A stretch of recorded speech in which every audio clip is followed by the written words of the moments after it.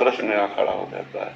अगर जीवन जीवनेश परमात्मा के लिए है तो हमारा जीवन धन्य हो गया, नहीं तो ना आपका अभिनय रहेगा, ना आपका धन रहेगा, ना आपका शरीर रहेगा।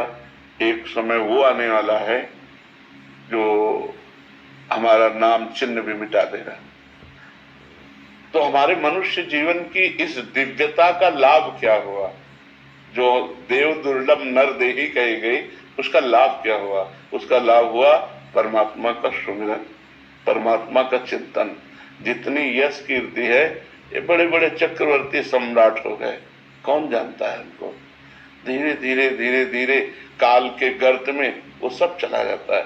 इसलिए इस खुशी को हम खुशी ना माने, हम वो खुशी, वो आखिरी खुशी प्राप्त करें जिसमें दुख का लेश नहीं है। वो भगवान का सुमिरन और भगवान की प्राप्ति है।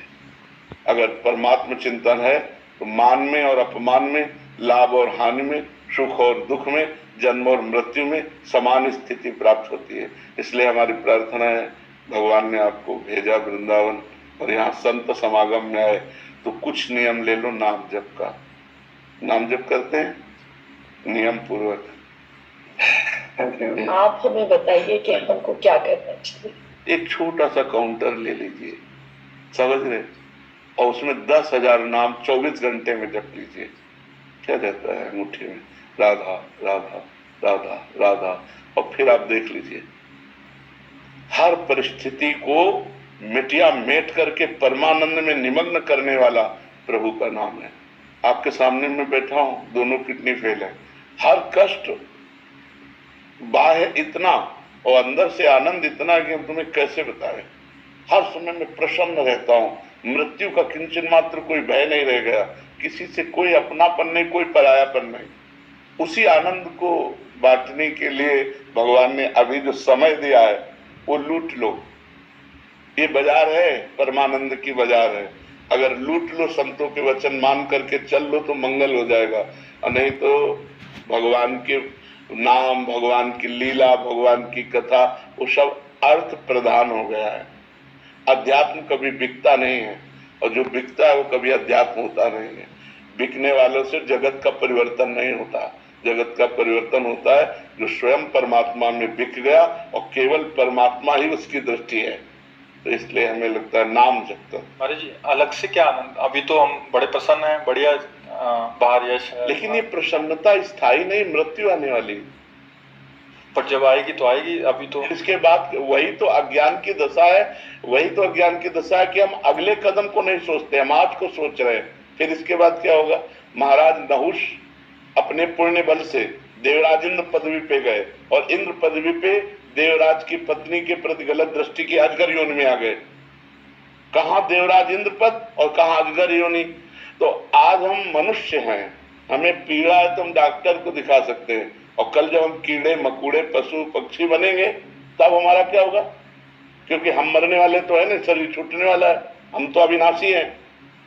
जो मेरा स्वरूप है वो अविनाशी है, शरीर परिवर्तनशील है। तो हमको ऐसी पुण्य तप नाम जप तीर्थयाटन इतना कर लेना चाहिए कि हमारा अगला जन्म फिर मनुष्य का हो, और फिर मैं अपने भारत देश की विश्व की सेवा करूं और मंगल में कीर्ति को प्राप्त हूं।